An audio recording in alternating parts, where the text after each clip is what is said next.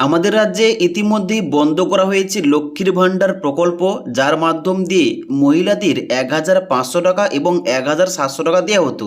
তার বদলে শুরু হচ্ছে মাতৃশক্তি ভরসা কার্ড অথবা অন্নপূর্ণা ভাণ্ডার প্রকল্প। তবে ভোটের রেজাল্ট ঘোষণার আগে এই যে ফর্মটা অনস্ক্রিন দেখতে পাচ্ছ, এই যে ফর্মটা দেওয়া হয়েছিল, এই ফর্মটা ফিল আপ করতে গিয়ে অনেকের সমস্যা হচ্ছে।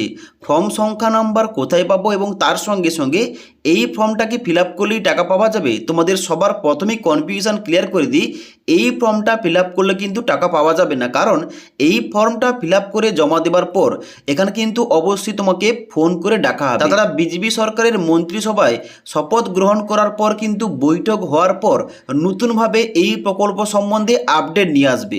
এটা কিন্তু ফাইনাল ফর্ম ফিল আপ নয়, যার জন্য কিন্তু এখানে তোমাদের বলে রাখি, এই শুধু ফর্মটা ফিল আপ করলে হবে না। কারণ এখনো পর্যন্ত লক্ষ লক্ষ মহিলারা রয়েছে যাদের কাছে এখনো পর্যন্ত এই ফর্মটা গিয়ে পৌঁছায়নি। তার জন্য অবশ্যই বিজেপি সরকার গঠন করার পর মন্ত্রিসভার দায়িত্ব দেওয়ার পর এখানে কিন্তু বৈঠকগুলো হবে এবং তারপরে পরে কিন্তু এই সমস্ত প্রকল্পগুলো চালু হবে, যার জন্য অফিসিয়াল ওয়েবসাইট চালু করবে এবং তার সঙ্গে সঙ্গে ফর্ম ফিল আপ চালু হবে। এইটা শুধুমাত্র নামটা এন্ট্রি করার জন্য ফর্মটা দেওয়া হয়েছিল। তবে তোমাদের জানাটা কি, তোমরা কিন্তু অনেকেই কমেন্ট করে জানিয়েছো এখানে যে ফর্ম সংখ্যা নাম্বার দেওয়া রয়েছে এখানটায় কোন সংখ্যা নাম্বারটা হবে। দেখো, যে বাড়িতে ফর্মটা নিয়ে আসবে পার্টি অফিস থেকে যে ফর্মটা দিয়ে যাবে সে কিন্তু এই ফর্ম সংখ্যা নাম্বারটা বসিয়ে দেবে এবং আর বাদ বাকি যেমন এখানে রয়েছে তারিখ, তুমি যে ডেটে ফর্মটা ফিল আপ করছো তার তারিখটা কিন্তু এই ঘরটায় বসাবে।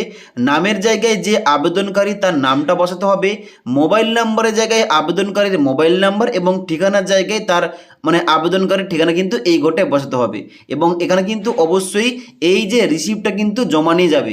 এবার এখানে কিন্তু অবশ্যই পরবর্তীতে পার্টি অফিস থেকে কিন্তু ফোন করা হবে ওই মোবাইল নাম্বারে। তবে এই ফর্মটা কিন্তু সবার কাছে এখনো পর্যন্ত পৌঁছায়নি। তবে সরকার গঠন করার পর মিনিমাম তোমরা ধরে রাখতে পারো 1 মাসের মধ্যে কিন্তু এখানে তোমাদের নতুন আপডেটগুলো দেওয়া হবে।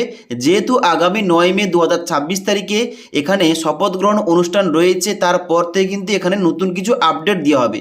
তাই এখনো পর্যন্ত কিন্তু এইটা ফাইনাল ধরা উচিত নয়। পরবর্তীতে এই মাতৃশক্তি ভরসা কার্ড অথবা অন্নপূর্ণা ভাণ্ডার সম্পর্কে এবং অন্যান্য প্রকল্প সম্বন্ধে আপডেটগুলো আসবে।